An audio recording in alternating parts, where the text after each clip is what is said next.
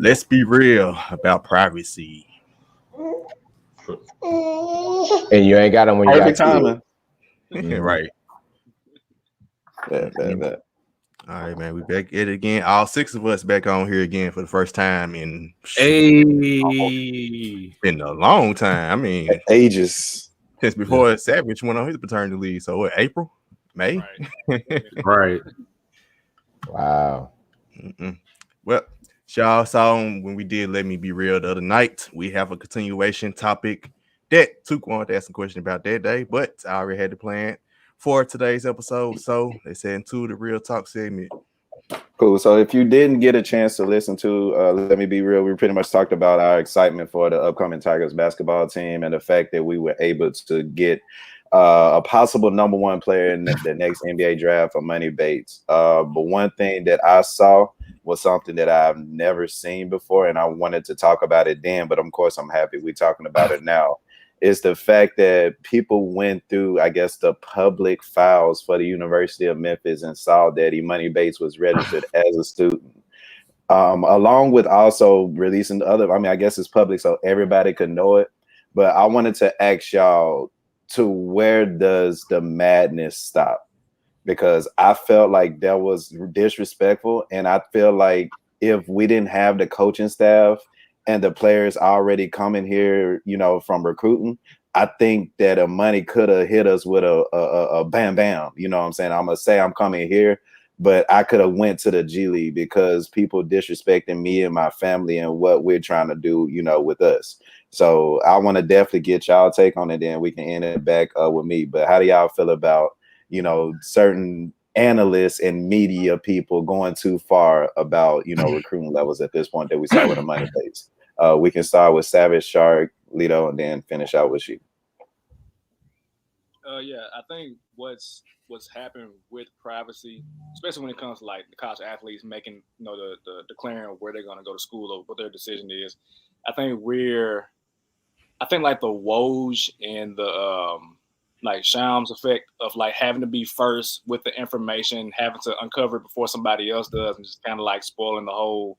Like, because back in the day, like when Woj was doing the draft, he would announce the picks before the picks even came out. You know what I'm saying? Kind of like ruining, the draft moment.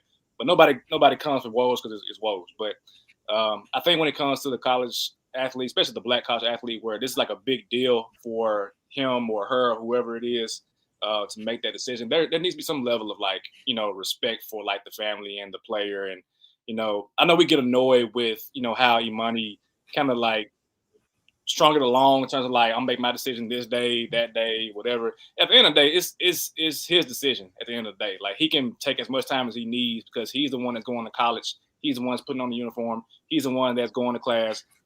It's really up to him when he decides and when he feels comfortable to do it. So to have people in Memphis going through like the public files, looking for emails, looking for him being registered, really is doing the most. Like, I cared about him going, but I'm not gonna like dig that deep and find out and tell everybody like what's happening. Like, that's crazy to me. So there does need to be like a level of respect for like the player, the family, in order to like let his decision be his decision, not somebody else announcing it before he can actually do it. So thankfully he chose Memphis, but like Tu said, I think that if we didn't have Penny and Toppert and Rasheed Wallace and Larry Brown and just the culture of Memphis, he definitely would have did something else. I mean, I think there's no question about that. So yeah, thankfully he came, but like respect him as privacy.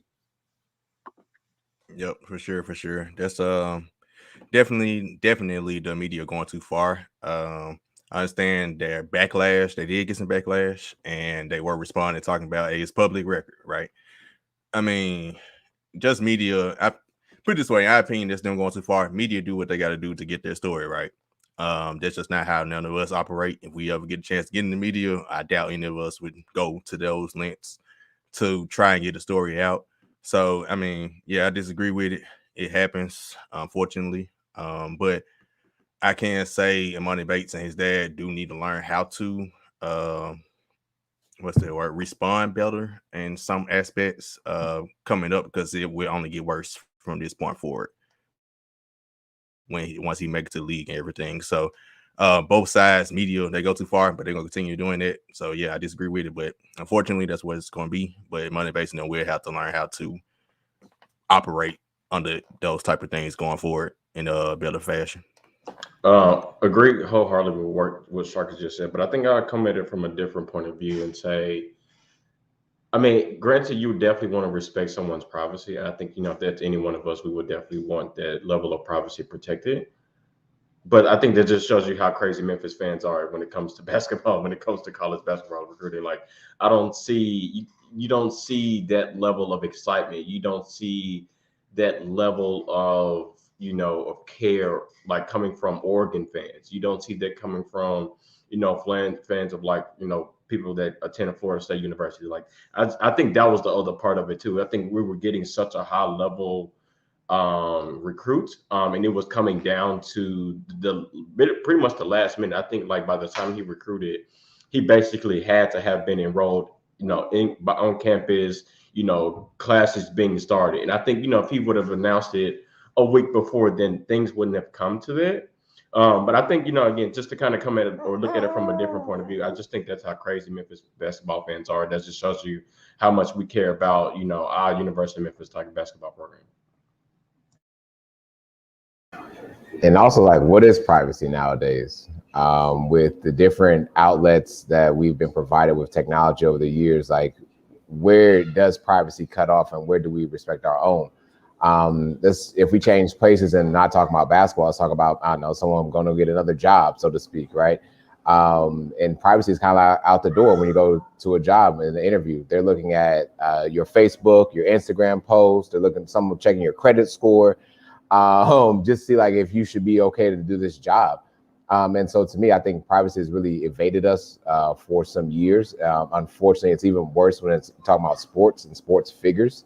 And then it's getting even worse in college now because now college athletes are going to get paid. And so now I feel like that privacy is really going to be more out the door than it was. But the point I do want to say is you don't have to win every battle to win the war.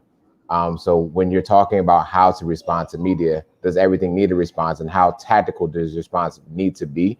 That's something that I don't think we're taught enough within our society of African Americans as well. But again, to me, it's like, when do we officially have privacy? We don't really have it. I mean, we pretty much got iPhones. These iPhones aren't really private, so to speak, because they can track you at any point. So I keep that conspiracy theory to myself, though. So let me take this to the second part of the question I want to ask y'all. So having saw what we went through with James Wiseman last year, the BS from the NCAA, I felt like this was something that kind of, the NCAA is looking at the Memphis Tigers basketball program with a microscope. Like, y'all do the wrong thing. Like, there can be violations and things. That's part one. And part two, do y'all feel that eventually the NCAA will change the recruiting rules? Because, of course, where there's too many black people, there's too much fun being had, there's too much money being made. But, of course, common sense ain't common, right? So when we have a Memphis Tigers basketball that's bringing a different culture to the game, and also FedEx putting money into these dudes' pockets now, do y'all think that the NCAA would eventually, change the rules to make it an even more playing field? How y'all feel about that? It can be the same order. Actually, how y'all no. take a stab? Okay. Actually, no. I'll go first at this. Actually, no, because this is basically how the game is played currently. It's just Memphis is playing it better right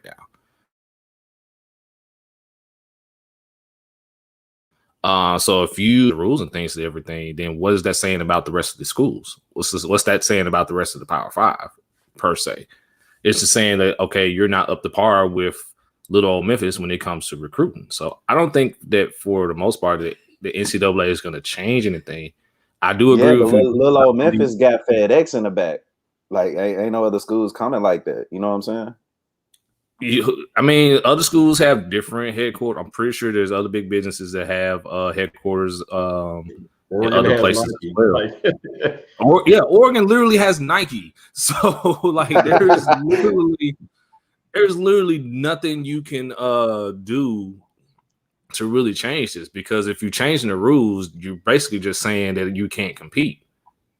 That's basically what it's saying at the end of the day. So do I think will things change? No. However, I do suspect that the NCAA is going to kind of keep a microscope on Memphis unnecessarily, but it's going to happen. And we've seen, and this has happened throughout time because Memphis is not a traditional powerhouse when it comes to basketball, a blue blood. Let me get that out of there. Then, of course, the microscope is going to be on because according to them, Memphis is not supposed to be doing this. So that's my take on it. But I don't think it's going to change anything. Yeah, and if anything, to go back to a point that you made a while ago too, like I think this is best for the NCAA because I mean there was a chance that Jalen Duren could have went to the G League. There was a chance that Monty Bates could have went to the G League, and so those are that's revenue. Those are players that probably if the NIL did not come at the time that it did as quickly as it did, that's that's money. Those are players that you wouldn't have in the NCAA at all. So you kind of just got to let it ride on out just to make sure that that you're doing as best as you can to get top high school players back coming back to college, or else they would just go to the G League or go to overseas. Because I mean, I think Jalen Duren talked about like he had a pretty good offer to like go overseas, not even just the G League, but he had like may not be a multi-million-dollar deal, but there was at least $1 million thrown on the table to go play overseas. So you kind of got to let this thing just ride out. And the NCAA has been sued for millions of dollars over time already. So I'm pretty sure they can't take any more L's. So it's just best to just let this ride on now and let it stay its course. Whether they want to believe it or not, Memphis is saving college basketball. Whether they believe it or not, they just gonna have to take and I'm going down with it. I take and I'm going down with it. Love it. I think they don't have a choice because I mean, what's gonna end up happening is you're gonna like we see what the SEC is doing as far as like making itself into a power conference. If the NCAA don't comply with what colleges want, they're gonna make their own league. Football, basketball, whatever ball, like they're gonna make their own league and say, you know what, since y'all not doing this, we're gonna take all the money and we're gonna get all the TV deals. And we still gonna have a good enough product on the field that y'all can't compare because y'all don't have Alabama, y'all not gonna have Clemson, y'all not gonna have Miami, all the other big schools. So yeah, they gonna have to let this thing ride, or it's gonna be the schools are gonna basically go independent from not the conference, but from the actual entire association of the NCAA.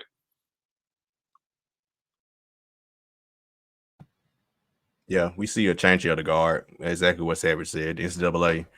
Not cool at all is what you call it, Took. Yeah, there is definitely all these forming the alliance and all of this. This is all the schools saying basically like, yeah, we about to take everything to our own hands. So there's nothing NCAA really can't do anything. They're stuck. They gotta let this thing ride. And you love to see it. Like I said, we watch movies like Glory Road, and where we start from. They say we can jump and we can't hop. You know what I'm saying?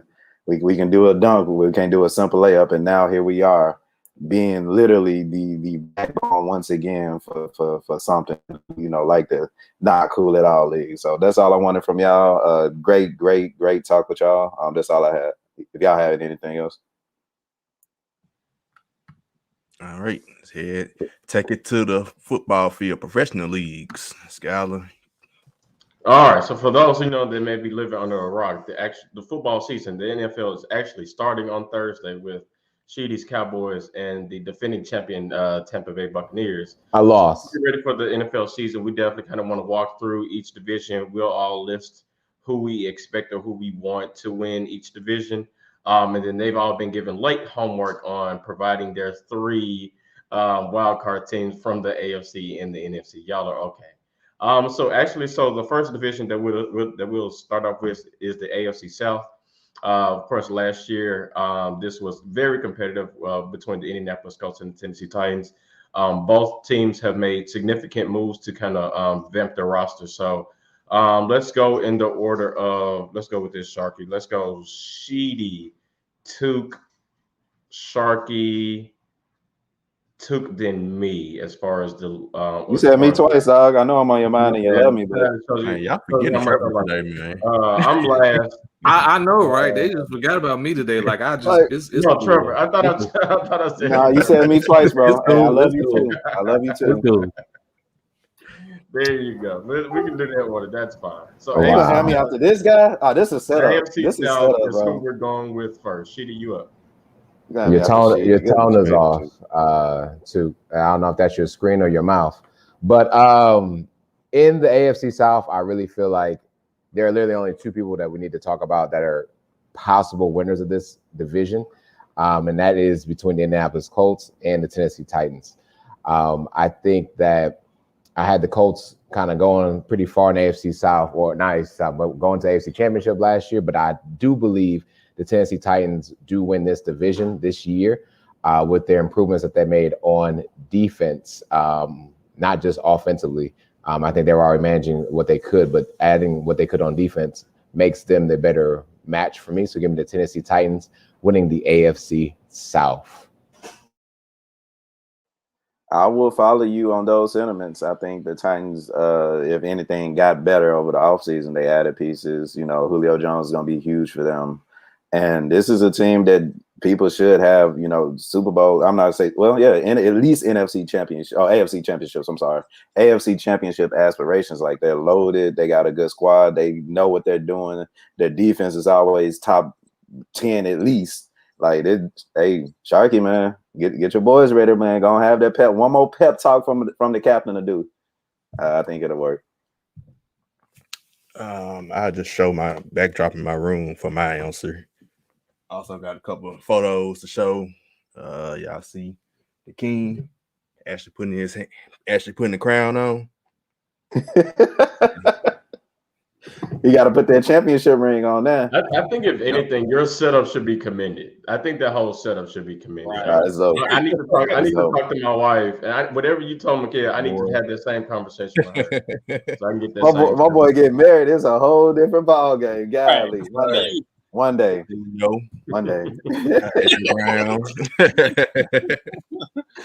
Golly. All right, so we here. All right, so you got some Titan shoes in the background too. Nah, that's days.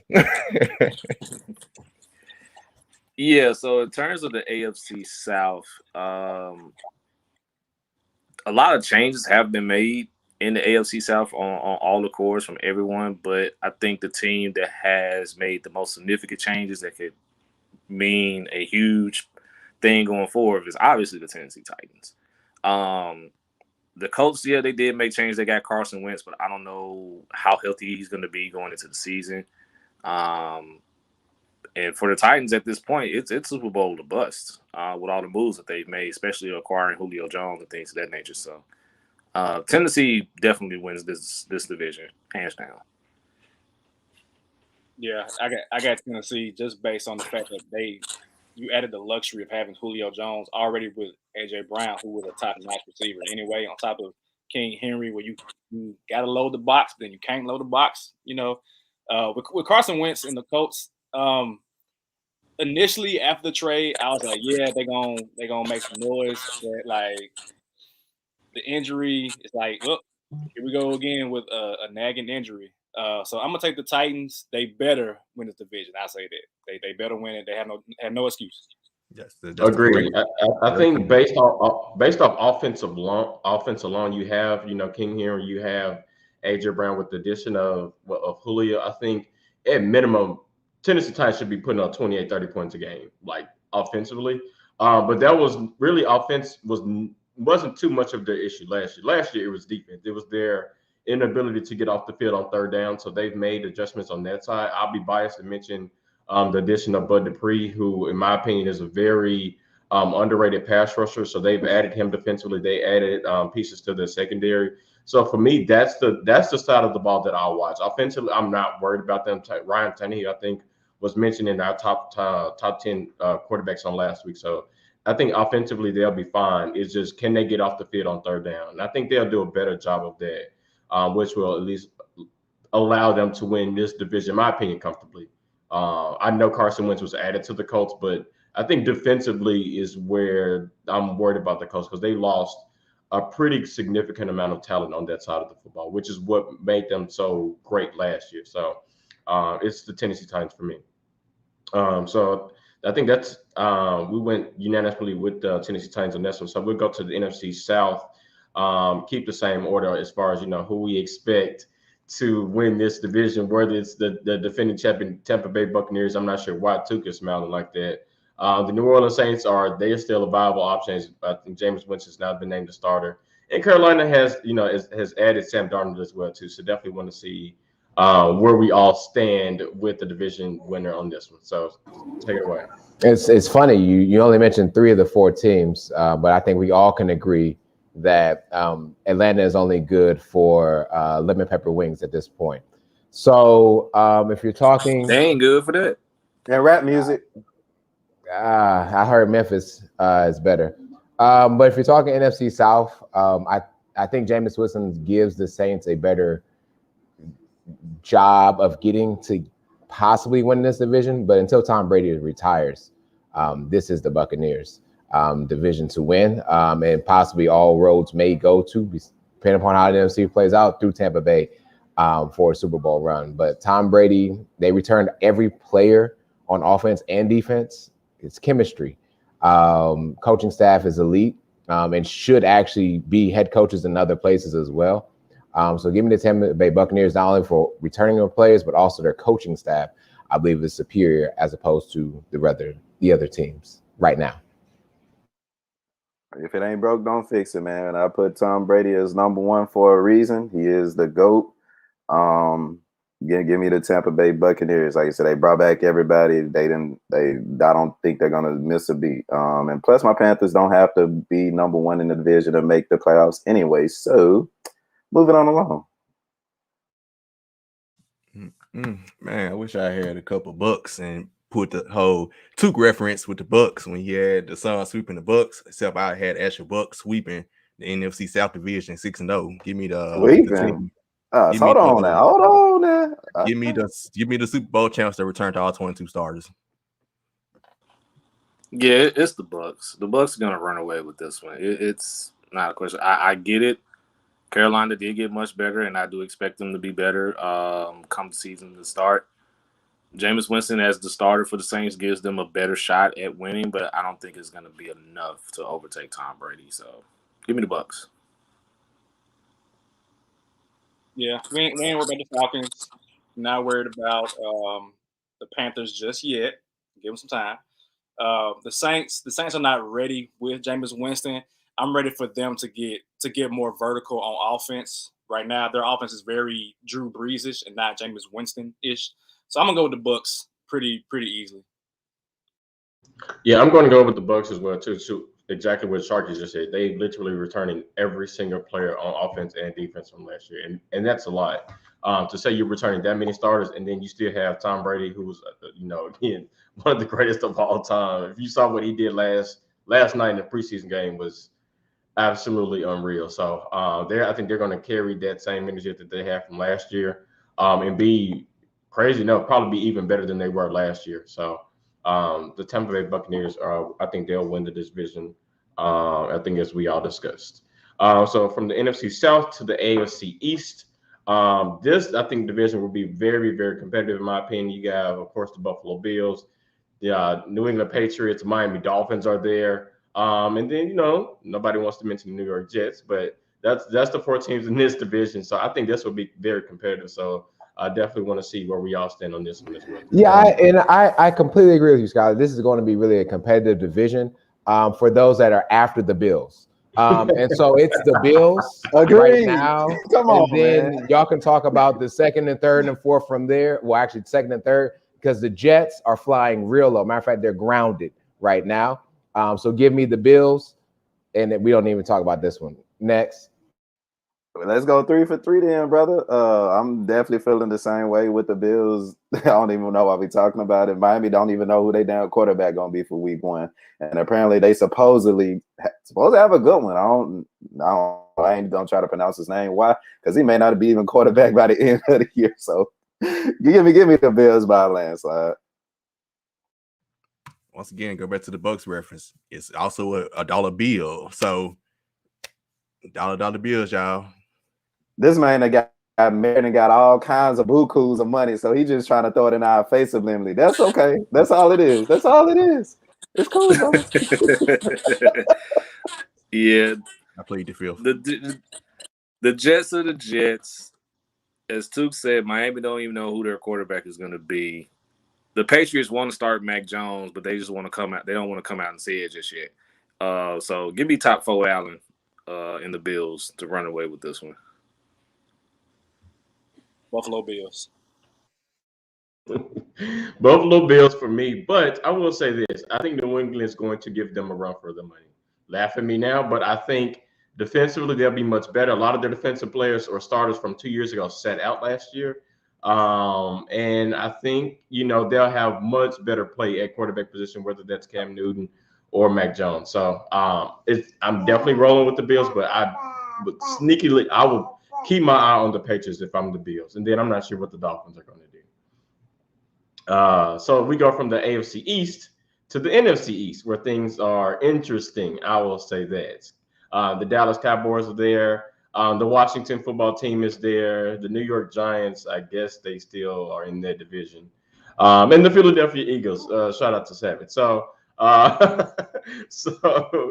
we have a fellow Cowboy fan that's going to start us off with this one. Who's going to win? Yeah, to be honest, I think this division is a little bit more difficult to pick because you don't know exactly what the Cowboys will provide this season. This division kind of beats up on itself a lot more often than not. And at the end of the last season, honestly, anybody could really win this division, which is actually pathetic. At 6-10, 7-9, so to speak. But when you have questions like this, I've been told from many of us on Let's Be Real, you got to choose the team that has possibly the best quarterback to win the games. And to me right now, the best quarterback in this division, even with the MRI lingering, is still Dak Prescott. And I'm not being biased. If Washington had a better quarterback, honestly, I would choose Washington. I legitimately would. But because their quarterback is not as strong to me as Dak, give me the Cowboys to win this division, but it's not by a lot. This is very close. I'm gonna go. You say the quarterback's gonna win the division. I'm gonna actually say that the coaching will win the division. Y'all know I love me some Ron Rivera. I'm gonna go with the Washington whatevers, even though they still ain't got a damn name. Like you said, anybody really could have won it last year. But with Washington, I think that their defense is going to still be pretty solid, which helped them get into the playoffs ultimately last season. Quarterback definitely could be better, but like I said, I think this division is going to be with coaching because we see the Giants. So and then where they get that coach and where they get that coach from? Hey man, you know what I'm saying? Bye. And then Philly, it's just it's so much going on in Philadelphia, especially for them to have a future superstar quarterback. But that's neither here or there. Like I said, give me the best coach in the division to do his thing. Let's go Riverboat. All right, you chose coach. I'm gonna go by quarterback. So in this division, we heard some hot takes about a couple quarterbacks, including Danny Dimes, talking about MVP.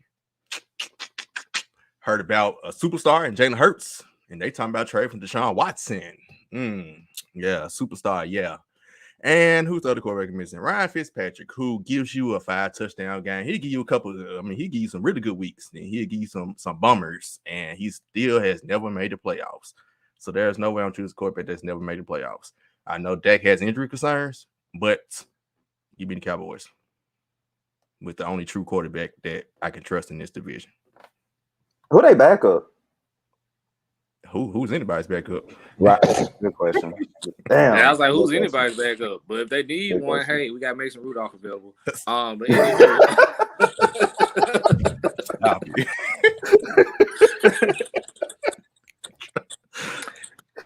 But anywho, the Dallas Cowboys should run away with this division just on the strength of having the best quarterback alone. They have probably the most, I wouldn't necessarily say complete team out of the four because Washington is definitely formidable, but Ryan Fitzpatrick is like caffeine, man. Like he's gonna be up there, but eventually he's gonna crash. It's like caffeine with Ryan Fitzpatrick. If they had a much better quarterback, then I would make a case for Washington, but it's Dallas all the way here. So Cowboys take the NFC East. as a residence NFC East fan, literally anybody could win this division. From Washington to the Giants to the Eagles to the Cowboys, anybody can win. And I honestly would not be surprised. It's been 20 years since we've had back-to-back winners. So we know for a fact it's not going to be Washington. We know that for a fact. I'm going to go with the Cowboys based on the fact they do have the better quarterback. And they literally did what I asked them to do in my 7-step process from last year on IDK. They improved the defense, got a better defensive coordinator, drafted Michael Parsons, drafted a cornerback out of Kentucky. They have so many options on offense as far as like receivers. This is the year for them. If they're going to make any noise, they should win at least 5 games in this division. They should win 5. They're probably not going to win 5, but on talent alone, they should win. She says 4. But yeah, give me the Cowboys. And if the Cowboys don't win, it's going to be funny because the Giants would win, the Eagles will win, or the Washington football team will win. And that should not be the case. Great. I'm going with the Cowboys for 2 reasons. One, I think they have the better quarterback play of all the teams in the division. But I think they have the most complete roster in my opinion, of everybody, offense and defense. So I think that alone should at least prepare you to at least at minimum be, neck and neck with somebody else. But I think also their defense, it just has to be better. There's no way you can be that bad defensively 2 years in a row. They've signed Dan Quinn, they've made adjustments, or they've signed people, whether that's free agency or in the draft, on the defensive side of the ball.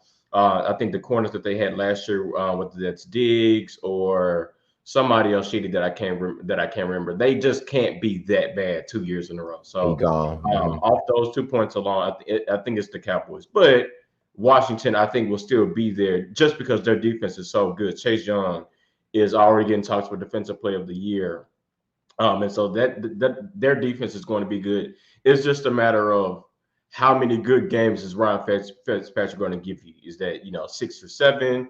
Is that 5 or 6? It's just it boils down to that. I think the reason why he was so good last year is because he wasn't the full-time starter. He split times with reps with Tua. That's my concern with Ryan Fitzpatrick is right now he's the starter for all 17 games this season. He's going to have some bad games here and there. When would those bad games come, or how many will he have is my concern. So that's the NFC East. From there, we will go to the AFC West. Of course, the Kansas City Chiefs are there. The LA Chargers are there. The Oakland, we have to do it. We have Let's to make do this it. quick. Make it quick as Yeah, possible. that's fine. We can make this as quick as y'all want to. That's what she said. Chiefs. But yes, okay, cool. We're gonna go with the Chiefs. That's Chiefs. 2. Anybody? Is anybody not picking the Chiefs? Challenge. Anybody not picking the Chiefs? We can wrap it up. Wrap it up, yo. Wrap it up. Well, we need Trevor to get back in here. Trevor has some hot takes. We need him to get back in here. How about that? All right, next. Yeah. He ain't hot like that. We all said the Chiefs, right? Yeah. Unanimous. Right, cool. We'll go to NFC West then. The NFC West, which is again, one of those divisions that's very competitive. The Seahawks are there. The 49ers. We can name all 4 teams in this. We can name all 4. 49ers, the Cardinals, and I'm missing somebody. Rams. The Rams, Seattle. And the Rams too. So I feel like we're probably all kind of different on how we feel on who will win this division. Sheeta, you first. Yeah, I know we'll talk about playoff teams here in a moment, like who's going to be our wild cards. But I think like the NFC West is one of the stronger divisions in football coming up next season.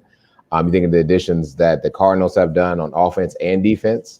San Francisco is now going to have a fully functional offense and defense and not miss out on players, hopefully.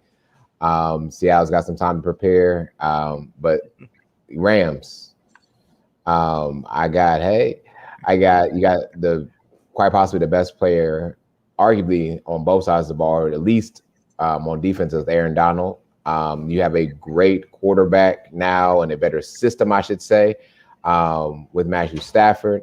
And that coaching there, they don't need much from the receivers. They'll get you what you need. So to be honest, I got the Rams winning this division, a playoff team last year, but I think they can actually get a home game this upcoming year. Of course, I'm gonna be biased, and I'm gonna roll with the Cardinals. Like I said, of course, they got better offensively and defensively. Don't shake your head. They got better. Kyler Murray, who my brother is, I know how my brother is on Twitter. That's his MVP pick. Sometimes he's right.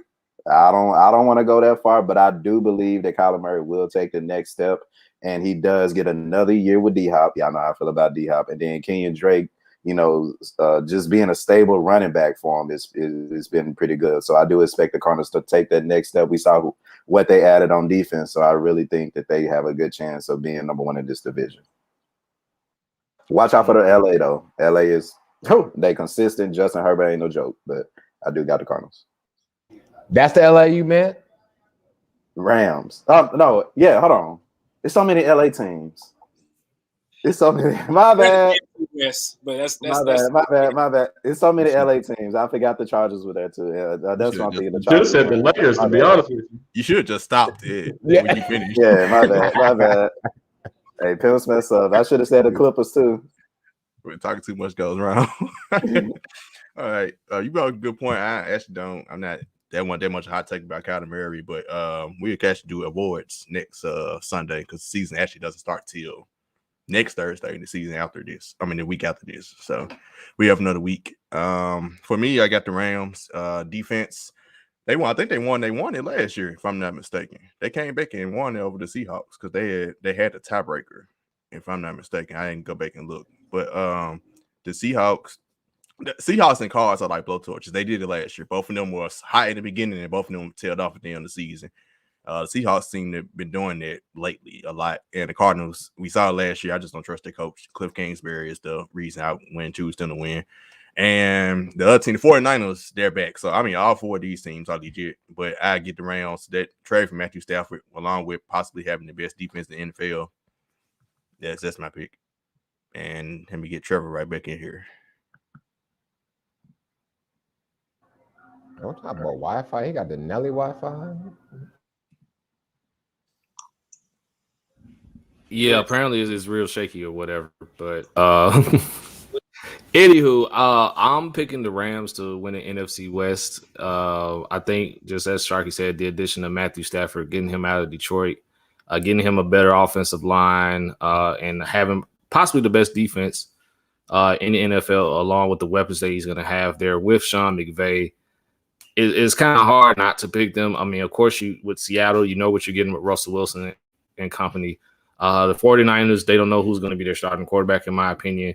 And then the Cardinals, I'm with Savage. I'm still not sold on Kyler Murray, despite all the moves that they have made. So give me the Rams to take it. Yeah, I'm gonna go Rams too. The Rams are gonna be one of those teams where you can easily have a top 5 offense and a top 5 defense.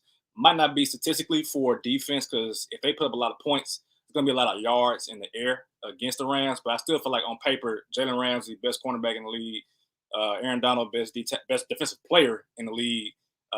That's nothing to sneeze at. So I'm gonna take the Rams. I have no idea why anybody would pick the Cardinals because Kyler Murray, I don't think he's what you want in a quarterback size-wise. I think he's going to be the next Jared Goff. Sign contract, get traded somewhere else. Damn, that's mean. That's harsh. Jeez. I mean, I know how I said about Jared Goff. I was on Jared Goff for like years. I mean, no. He said that with his chest. Super Bowl, so. Yeah, I wouldn't pick the Cardinals either just because I wouldn't pick the Cardinals either just because I don't. Coach.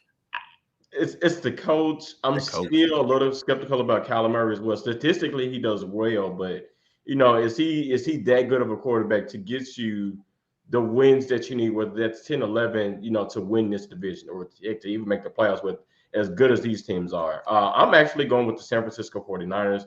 I know they have the biggest question, at quarterback, whether that's Garoppolo or Trey Lance. To be honest with you, I think it'll be a mix of both. Both will be getting, reps, and then I think at some point Trey Lance is going to come along and end up winning that. Go ahead. I about to say with Garoppolo, he doesn't, when he's healthy, he doesn't lose. He don't lose. He doesn't lose much. Right, and that's going to be my other point. Like again, I know I talked about this last week. Like the last time Jimmy Garoppolo was healthy, he took them to the Super Bowl off a really good, great defense, I must say. But I think, what their coaching staff San Francisco has, their defense will be better just because I don't think they'll have as many injuries as they did last year. I'm going with the San Francisco 49ers on this one, just because I think I like Trey Lance too. Anything else on that one? All right, T. The AFC North is next. This one shall be interesting. Baltimore is there. The Cleveland Browns are there. The Pittsburgh Steelers are there. And, depending on where you're from, Cincinnati will get about 3 wins. That's so. it. You know. so tell me what y'all got winning the good old AFC North. So interesting enough, even though we're going to not name this team, I think this team is going to be the reason somebody doesn't win the division, which will be the Bengals.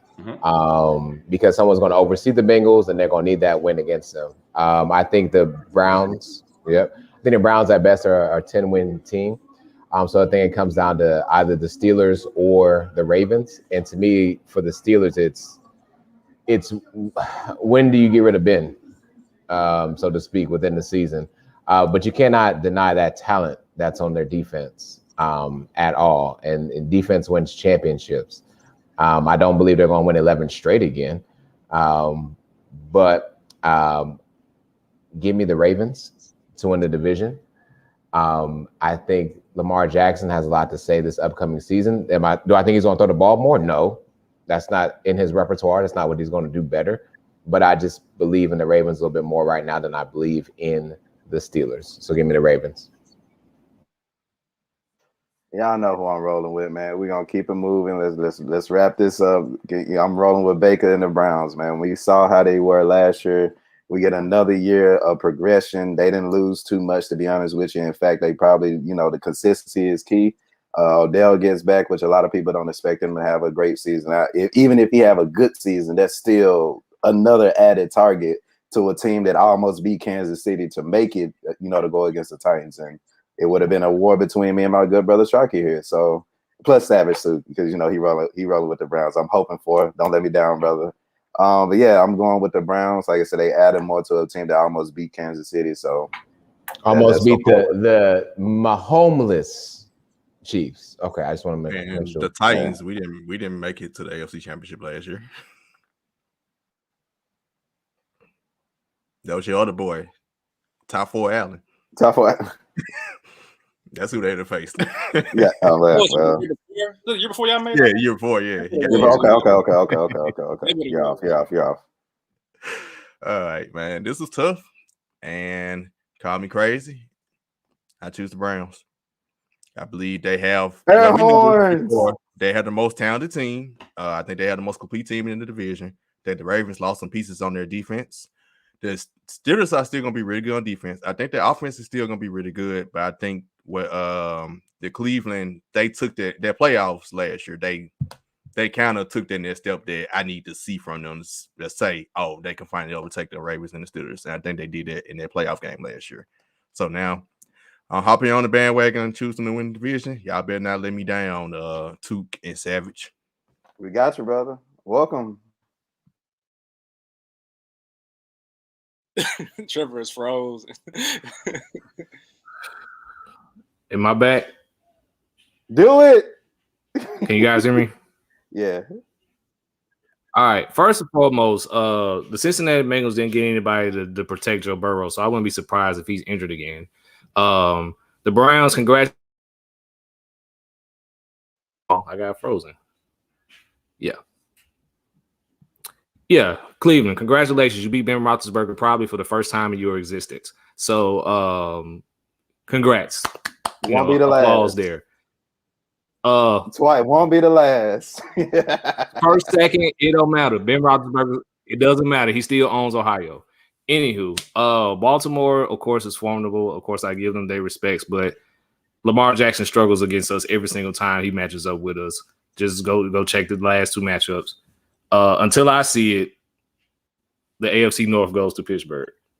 So will we win 11 straight to start the season again? Hell no. But until I see it, the AFC North is going to continue to go through Pittsburgh. I'm sorry. Prove me wrong. I will give Cleveland their credit if they take it, but the AFC North, no. Playoffs, maybe. I'll give you the playoffs, but you're not winning the North. Yeah, I mean, let's be real. I'm rolling with the Browns. The Browns, they improved defensively by adding Jadeveon Clowney, who I think is motivated to put him on the other side of arguably a top 5 defensive player in Myles Garrett. They got the what's the guy's name on the perimeter from Ohio State? Is he from Ohio State? Denzel Ward. Denzel Ward, who I think will be better this year. I just think that Cleveland, this is the time. And again, Baker. I mean, Baker's a top 10 quarterback for me. You got 2 top 10 running backs, top 10-ish running backs with Kareem Hunt and Chubb. Odell's back. She know about Odell. And got Juice Landry. You got tight ends. I think this team is like the O-line. This is a team that's built to play when it's cold outside. And they're going to cause a lot of problems for teams. Pittsburgh, I mean, it's Pittsburgh Steelers. We know how long they've been cutting the division. I just have a problem with the offensive line for Pittsburgh. I'm not sold on it yet. I feel like Ben was under duress a lot last year. He can't move as well as he used to. He's known to get nicked up. So I think they're going to have to figure it. It's going to be a process for Pittsburgh to get back to where they are once they get past Ben Roethlisberger and shore up their O-line. So I'm going to roll with Cleveland. Yeah, it's what it is. Actually, I'm going to go Cleveland as well. I'm going Cleveland. Keeping it real. I mean, might as well be. I'm going Cleveland as well. Just, I mean, it's no point in me lying. It's no point in me trying to, deny the obvious. Cleveland, I said this last week. Cleveland has, in my opinion, one of the best rosters, top to bottom, in the entire league. And not even just the division. They have one of the best rosters defensively. They've made some adjustments. They've added Jadeveon Clowney. They got Ward back there. They've already had, for the most part, a pretty decent front seven led by Myles Garrett. But I think they've shored up some things on the secondary, which I think is enough to, for them to win the division. Offensively, they're going to be decent. They have the best offensive line in the NFL, if you ask me. Jarvis Landry is still there. It'll be interesting to see, how soon OBJ will get mad because he's not getting touches. I think that's something that you have to worry about. So I'm going with Cleveland because I think they have the best roster too. I still have questions about Ben Roethlisberger. One of the commandments on this podcast is, once you show me who you are, then I'm supposed to believe you. And, Ben Roethlisberger, his arm is going to be fine the first 6 to 8 weeks of the season. But how is it going to look, towards the end of the season? I think the offensive line will be better. I think we've already seen that. Again, it's the preseason, but the offensive line, in my opinion, is going to be better. Plus, you've added Najee Harris, which is, head, top to bottom. He's much better running back than anybody that Pittsburgh had in their roster last year. So I think alone their offensive line and their running game is going to be better. But what is Ben Roethlisberger going to look like, or what quarterback will be starting for the Steelers, come week 14, 15, things like that. That's my concern with Pittsburgh. And to be completely honest with you, I don't see it from Baltimore this year. I don't see it. That's why I'm not even looking at Baltimore right now. I think right now it's between Cleveland and Pittsburgh. You said they're wearing a Steelers jersey, bro. I'm so proud of you. It's okay. At the end of the day, I'm supposed to be as real as I can keep. Hey, what's the name of the show? Exactly. Hey, bro. He should have put on a different shirt. I'm not even mad. It's cool. So from the AFC North, we'll go to the NFC North, who actually I think they play each other this season on the schedule. Green Bay, they were able to bring back Aaron Rodgers. Minnesota is there, I guess. Detroit is Detroit. And Chicago, they added Justin Fields, so it'll be interesting to see, how many games until he starts. So I'm pretty sure we all kind of feel the same way on this, but we got to go through it.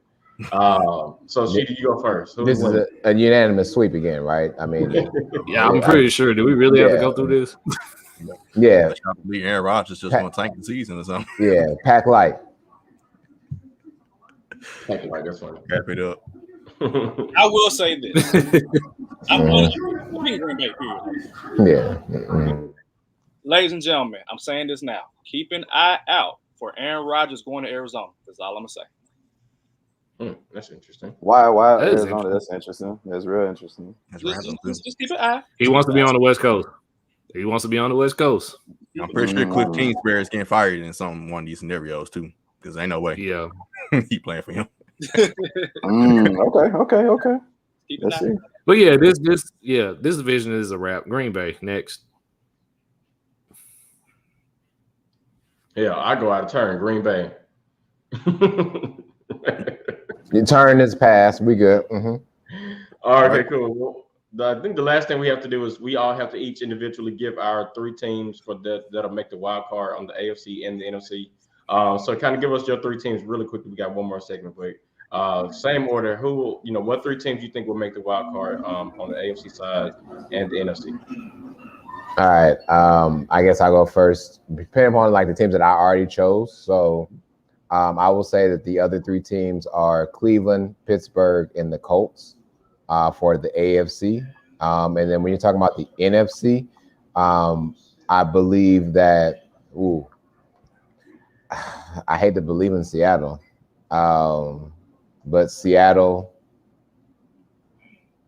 I'm hurt. The NFC is terrible.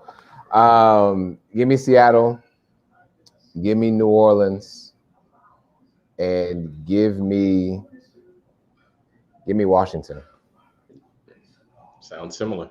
2. You being just disrespectful, shitty God, dog. You feel like the Saints gonna have a better record than anyway. So like I said earlier in the show, the Panthers don't have to be number 1 to make the playoffs. So of course that's why I'm starting with the wild card. Every time I try to pick against Seattle, damn it, they end up proving me wrong. So I'm done with that. Like you said earlier, Lilo, you show me who you are, it's time to believe you. Seattle wild carded, and even though he just pushed my Panthers to the side, give me Dallas to end on the wild card. At least I'm nice. All right. AFC, give me the Ravens, Steelers. Okay, I think do AFC. Oh yeah, you shouldn't do AFC. Get your AFC. Cap was ready too. I know, right? My bad. Ravens, Colts. Yeah, right. My bad. Ravens, Colts, and Patriots. I don't see Bill Belichick missing the playoffs twice in a row. So, and you don't even see the Steelers in the playoffs. No, I'm sorry. Steelers. Take Ravens out. Ravens out. Steelers. My bad, alien brother. My bad. You finna turn me into his cousin this episode. Boy, they're slipping up today. We're even. We're even. It's okay. We're even. All right. Give me the Ravens, Steelers, and Patriots. I just don't know if Carson Wentz is going to be good if he plays, and I don't know if he's going to play, period. So kind of hard to trust the Colts with their quarterback situation. In the NFC, give me a sweep for the NFC West. All teams getting in. Give me Seahawks, 49ers, Cardinals. That's going to be hard to do. Wow. I know it's going to be extremely difficult, but hey, stranger things that happen. It doesn't happen. Hey. In the AFC, assuming all my people that I pick stay the same, give me Cleveland, give me Baltimore, and man, that last spot is gonna be tough. But I'll go with the Patriots. I don't see Bill Belichick, and this is if Cam plays the entire season. In my opinion, if Cam is Cam, I don't see them not making the playoffs this season. In the NFC. Give me Washington, Seattle, and man, I'm trying to think who else?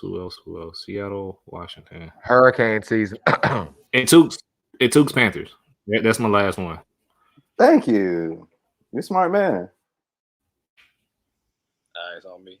Out of the AFC, I'm gonna go with the Colts because I think Carson's gonna play the entire year. Colts. I'm going to go Steelers and Chargers. I think Chargers are going to have a decent year. Ooh, you got Justin Herbert in the second season with a new system? Yep. Okay. I mess with it. And I think Chargers going to be good this year. In the NFC, I have the 49ers. I think they're going to be right neck and neck with the Rams to get that division win. But I mean, the 49ers – give me the Seahawks because, it's hard to go against Russell Wilson because, he just always makes it. And I got 2 Panthers, man. I had them 8-8 last year, but I feel like this is the year. I look at Darnold and how he has a connection with Robbie Anderson. You got DJ Moore on the other side. You got CMC. You got Chuba Hubbard. I think that this is going to be the year for the Panthers to sneak in there. Good one. Actually, for me, the wild card teams that I have for the AFC, I have the Patriots. I don't see them missing the playoffs again. So I have Patriots, Steelers, and Chargers as well. They added a lot on the offensive line, which was not that good last year. So that's much better for Justin Herbert. I mean, I'm still a little skeptical about their defense, but I think Justin Herbert's going to carry them enough to make the playoffs. As far as James back too. Say it again. Yeah, Derwin James back. They get Derwin James back. Yeah, Derwin James. Miss with me. He's never healthy. So true. Good point. For me, the NFC Washington football team, definitely not gonna. I'm gonna say the Seahawks as well, and the Saints. I want to say Carolina, but I need to make sure that their defense is much more improved. It is. I'm glad. Yeah, I'm glad Jameis starting for the Saints, man. But I'm with Savage. They need some more receivers that's gonna take the top off. Not yet. It'll be more so for Jameis. It'll probably be. Yeah, I would say it'll be next season because this team's still built for Drew Brees. So you just give it a year. Okay, cool. Yeah, speaking of wide receivers, Great segue. Hey. All right, y'all. So we have reached the end of the positional real list. We're gonna do wide receivers, gentlemen. I am dropping the top 10 that everybody did in the group me. So everybody list is exposed now to everybody, along with the LBR. The LBR top 10 is in there too. So I'll go through the LBR list while everybody's looking at it. At number 1, we got Devonta Adams from the Green Bay Packers. I mean, he got paid a lot of money to be that guy for Green Bay, or wants a lot of money to be that guy in Green Bay. So he's number 1. Number 2 is D-Hop, who was actually number 1 last year. He drops down 1 spot. Number 3, my boy, top 3 Diggs, according to LBR. Best route runner in the game, in my opinion. Number 4, got the Cheetah, Tyreek Hill, fastest man in the NFL. Number 5, we got Don Julio, Sharky Boys, number 5.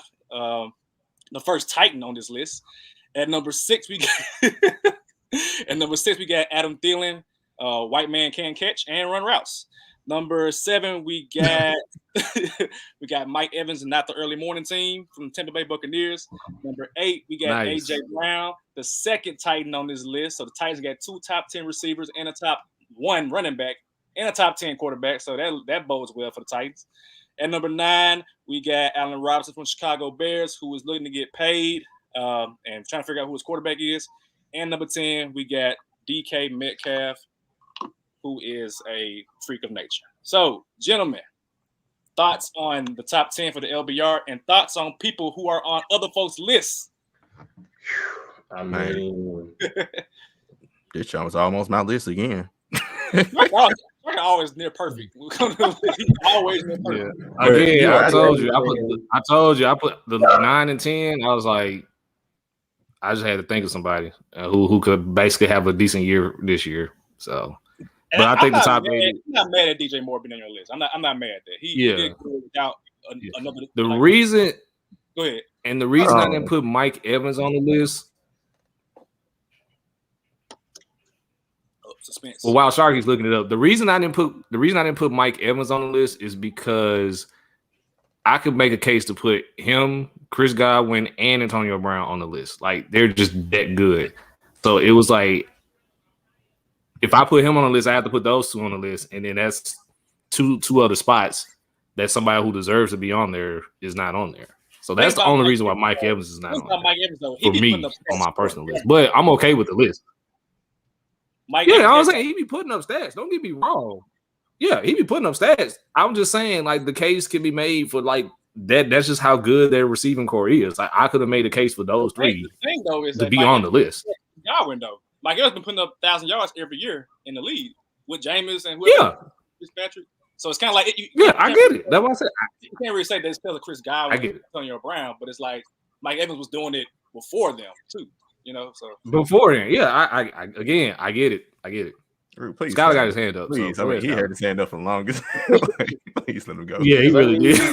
I need clarity. CD, can you explain why Mr. Beckham is on your top 10 list, please? Thomas. So I can speak for both. We definitely need to understand why Mr. Beckham is on your list. But okay, so great. I'm glad you asked me because you personally said that team has the best roster, top to bottom. And to me, I believe that OBJ has a lot to prove to people this season. And so to me, my list is because of what he feels like he has to prove. And I don't disagree that the Browns are not a great team. I think the Browns are going to do well. And I also had them in the playoffs. And I believe OBJ is going to be another reason why they can like kind of really take the top off, so to speak, and having someone else out there. So I think he does enter back in conversation of a top 10 player. I mean, he was a top 10 wide receiver. He was a top 10 wide receiver with Eli Manning as well. The other question is about Thomas, and I see like I'm not the only person that selected him, but I will speak about it. The system is built for Drew Brees, right? That's what we said earlier, right? And so Drew Brees threw it to who? Malcolm Thomas all the time. So who is Jameis Winston going to throw to when he's in distress? He's going to give you 1,000-yard receiver. We just talked about Michael Evans being 1,000-yard receiver with Jameis Winston as well. So there's no reason why Thomas cannot still be that without Drew Brees. So that's my reason. Go ahead. When he's going to play, he's out for like the first 7 man. Hey, I'm still sticking to my guns and going down with them. So it is what it is. I still don't believe the two Titans players should be. I agree with that. There. Now, I will say that, and that's not because of what you just said. I just really don't think two should be there. One for sure. One for sure, and two, you got King Henry, who we just voted the #1 running back. So I don't see somebody finna miss out some touches. I think for me, when I look at I don't really look at stats. I think about the impact. So OBJ, I think, is going to have an impact, which is why he's a top 10 receiver for Sheedy. He was like 11. He was close to being my 10, but I was like, I think Thiel's a better receiver right now than OBJ. Yeah. But, I mean, AJ Brown is like the closest I've seen to Terrell Owens in a long time, bro. Like, dude, get the ball and he go. Like, yeah, well, I forget how many yards he had last year, like 1,200, 1,300, however many he had. That was without Julio. Yeah, almost 1,100. And then doesn't he lead the league in yards per catch, something crazy like that? It's like 28. I think so. Yep. Something crazy. So if anything, he's that's hard to ignore. He's like way more open now because I don't think Julio will be better than AJ Brown this year. I think AJ Brown's going to be the #1 receiver. I think Julio's a decoy. So AJ Brown could damn near have 16, 1,700 yards, 12 touchdowns, I think, this year. Yep. On my list, I just had at the end, I had a tough time between AJ Brown, Justin Jefferson, DJ Metcalf. I was trying to choose 2 of the 3. I just decided to choose Brown and Jefferson to have 2 receivers on Titans and Vikings on the list. But between them 3, I think about OBJ and Mike Thomas. Injuries play a lot into my list. I haven't seen OBJ play in barely seen him play. And Mike Thomas hurt most last year, going to be hurt to start this season. So them two is I need y'all to be healthy and actually play before I add y'all to my list. Can we just go back to last week? Did we have Kirk Cousins in the top 10? Hell no. No. But somebody got 2 of their receivers in the top 10? So how that going to happen? I think Jefferson's going to take a step back this year because I think people underestimated him last year because they said he couldn't play outside and he killed outside. So I think the teams are going to be looking to guard him a lot more. Not that he's going to be bad receiver. I think he'll be like top 12-ish receiver, but I think he's going to be like top 10. I think he'll be better players than him. To answer Petey's question, I think those 2 receivers, in my opinion, make Kirk Cousins. If you ask me personally, I think Justin Jefferson and Adam Thielen are that good to where one may question Kirk Cousins being a top 10 quarterback, but you put Kirk Cousins on a roster like no shade, but Philly. You put Kirk Cousins on a roster like Pittsburgh, okay, is that a good enough addition to make that a playoff team? In my honest opinion, no. But Adam Thielen and Justin Jefferson are that good, which makes you say, okay, maybe Kirk Cousins is that quarterback. But Kirk Cousins, realistically, historically has shown us he can't get it done when he needs you to get it done. That's why he's not listed as a top 10 quarterback, but has 2 wide receivers in the top 10. I think it also go ahead. I was saying, and the defense has definitely got to stay honest too, because you got Dalvin Cook ready for any handoff. So bingo. Yeah, that's what I was going to get at, was how great Dalvin Cook is, not only just receiving and not even just getting the ball or handoff, but also getting those quick sweeps outside, quick touches and going as well. Yeah. And I had one more too. DK Metcalf, in my opinion, I had him at 10, but DK Metcalf could really be much higher than 10 or much higher on our list than he should be. But the Seattle Seahawks always get in their way somehow, some way. I mean, I get the importance of running the ball and making sure you have a good running game, but when you have, Russell Wilson, he was definitely not top 5 quarterbacks. DK Metcalf, who was a freak of nature, who's about, just in my opinion, he's just as good as AJ Brown. I feel like you should air the ball out a little bit more, but they don't do it, and they kind of get in their own way sometimes. But I think he's where he needs to be on this list, but he could be higher if he got more touches. Speaking of airing it out, my guy Roby Anderson almost had 1,100 yards with a quarterback who just wouldn't air it out, and now he got one. Who he got chemistry with? Like that's top 10 material right there. Of course, it can be either him or DJ Moore, but I think that chemistry is gonna blast Roby Anderson, and he just got paid too. Like, my boy's finna shine this year. I'm actually not mad that you having Anderson on your list because, like I said, one of the chemistry. Like the dude, he get behind DBs all day long, and now you got a quarterback that can actually throw the ball downfield. That's exactly why I have Terry McLaurin at number 8. Watch out for him. Watch out, Terry. With nobody, yeah. And I know better than anybody. Like Terry, he tear fools up, and so now you got Ryan Fitzpatrick who don't look but throw deep, and now you got Terry McLaurin with him. So I had him there. I also want to say this: I was this close to putting Stephon Diggs number 1. I was this close. I say that because we saw what Stephon Diggs did for Josh Allen. Josh Allen was not doing this before Stephon Diggs, and Stephon Diggs still getting his stats, 100-something catches. I forgot how many yards he had, but like best route runner in the league. I think he's like the best pure receiver, like what you want in a receiver: speed, route running, acceleration. Like Stephon Diggs. I was close. I was like Adams, and he got Aaron Rodgers. You know what I'm saying? So I had him there. But Trevor, you had Julio number 1. Yeah. Speak on that, please. Speak on that. I'm looking just from the standpoint of what's going to happen this season. I think Julio does have a lot to prove, but I also can see what we was talking about with AJ Brown, with him possibly emerging as the number 1 receiver, and Julio being more of a decoy. I think it's going to be a big year for Julio because I honestly think that he has something to prove, and then with this complete team now that he has with the Titans, the sky's the limit for him. Like, it was really a debate between him and Adams for me for number 1, and I just think that just that impact that Julio's going to have for the Titans, because we already know what we're getting. Devonta Adams has Aaron Rodgers, so I knew what was going to happen there with that. So that's why I went down Julio at the top. Yeah, and I think it's justifiable. I think, if you ask any DB, I don't care if it's Jalen Ramsey, I don't care if it's Pat Pete, like what receiver scares you or not scares you, but that you fear the most? I think at the end of the day, it's still Julio. My problem with Julio is how many games throughout the season are you going to give me? I think, we'll see this year, is it a mix of he was legit hurt, or if it was, he was hurt and he just didn't, feel like suiting it up for the Atlanta Falcons, who have been nothing over the past couple of years. Yeah. I think that's going to be the interesting thing, is how many games is he going to give you? Yeah, I got you. And overall, like I text Savage this, and he said this morning, this list was hard. I mean, you can name 17. It's about 17, 18 receivers you can argue be in the top 10.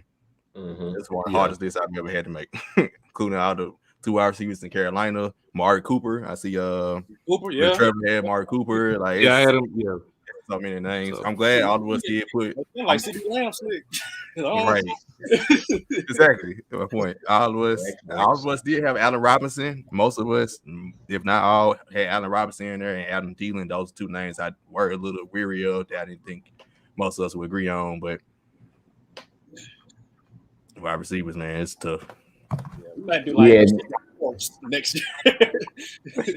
Yeah, like maybe like a top 15 to make it difficult. The only reason the only reason I didn't put Robinson in there is because of who's going to be his quarterback.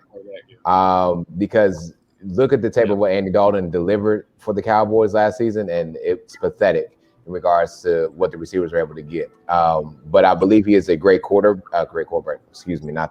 Great receiver.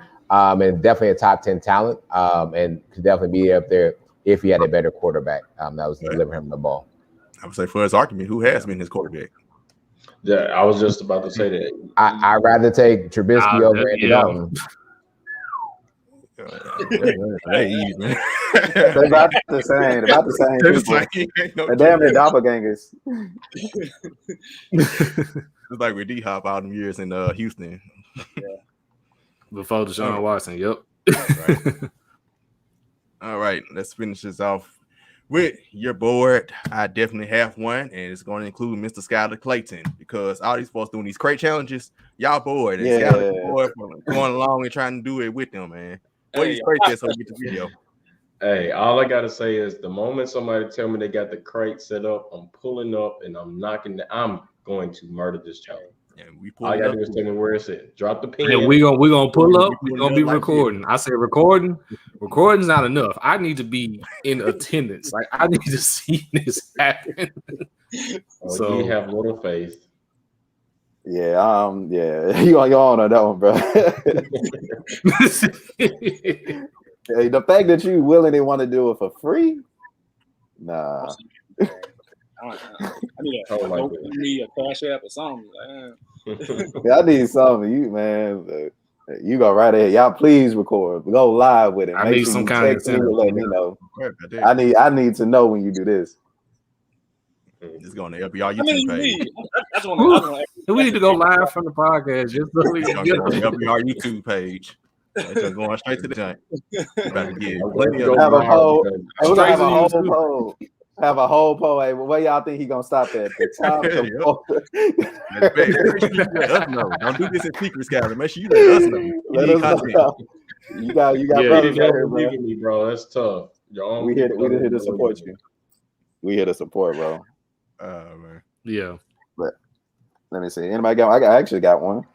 Well, I'll make an honorable mention on whoever that was that decided to look up Amani Bates in the school system and post it on social media. That person was bored. Bored as hell. Yeah. Very. But Jeff said recording.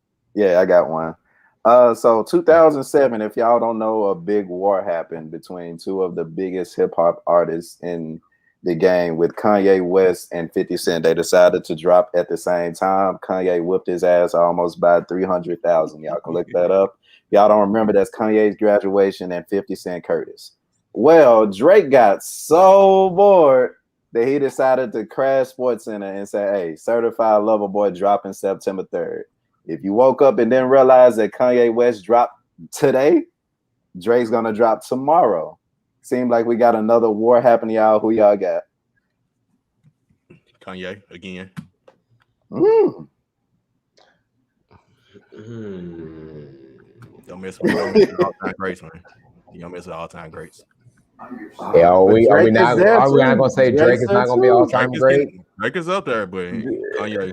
And this is what people are saying. Kanye does this. Yeah. Ye does this, man. Like, Kanye made for this. Yeah, I feel like Ye is the most captivating artist between the two. Like, Ye is gonna pull people in regardless of what he do. Drake. I mean, it's Drake, man. Let's be real. But like, as far as like overall like impact, that's Yeezy, man. So I'm gonna say, just off of hype alone, I'm gonna say Kanye. Jeez. I prefer Drake. I'm probably gonna listen to Drake's more. Yeah, overall, the aspect. I'm probably gonna be Drake so hard because there's been so much anticipation from both artists on these albums coming out. We've been working on Certified Lover Boy for quite some time, and with Kanye, we've been waiting on a Kanye album too, and then him, doing the I guess the live listenings or something like that in the different stadiums. The $1 million listening parties. Yeah, I think that's going to allow people to be like, all right, okay, cool, let me finally listen to it. I don't know. I think Ye by a slight edge, just a slight edge. The streams are going to Drake. Give me Drake. I could see that. And if I had to pick, I'm definitely gonna go Drake. We see Kanye doing his thing for sure. It's getting him money, but it ain't giving him no streams. And in this day of era, I guess streams of everything, even though the impact that Ye is making still is crazy. Like, to start off, listening to him in college to now, he pretty much using stadiums in Atlanta to finish his project. Like, that's unheard of in any way. But Drake is the biggest artist of this time right now, speaking right now. And I think the marketing campaign that he's about to put forward is about to be a good one. So give me Certified Lover Man.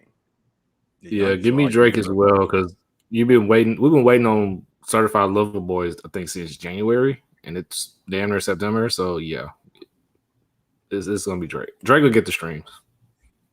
Definitely got something to listen to this week. And to randomly hop on ESPN and promote it, like that's First of all, that shows you how long his money is. First of all, like, that's crazy. Yeah, low key. I think it did that since like Jay-Z. When Jay-Z came like kind of back out, or so to speak. So I got a hot take before we leave. Kendrick's gonna drop in a week.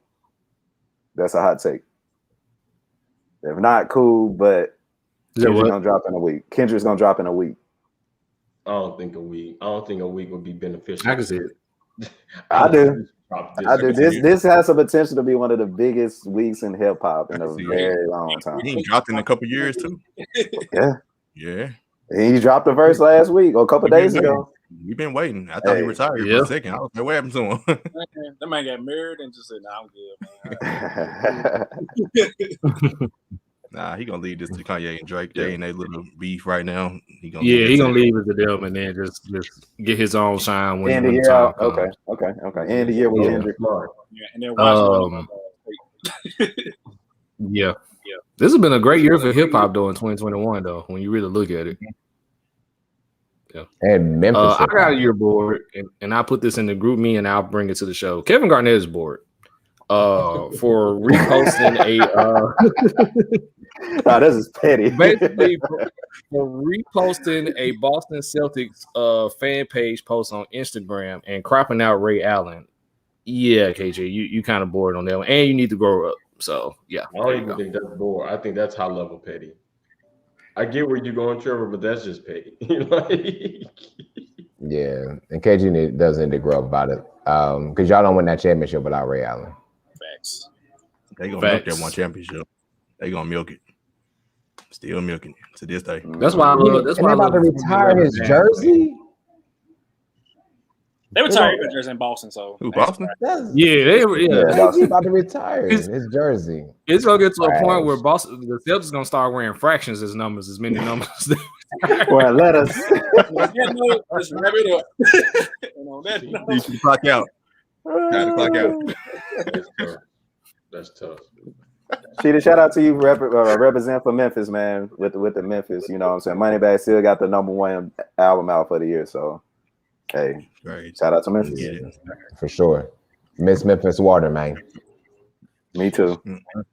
All right. Just for this episode, knowing y'all know, we got the rest of the podcast on network. Y'all see the bottom line with the website and everything. Follow us on Facebook, IG, Twitter, everything. Follow LB Real Media, Let's Be Real Media page on Facebook. Follow all the podcasts.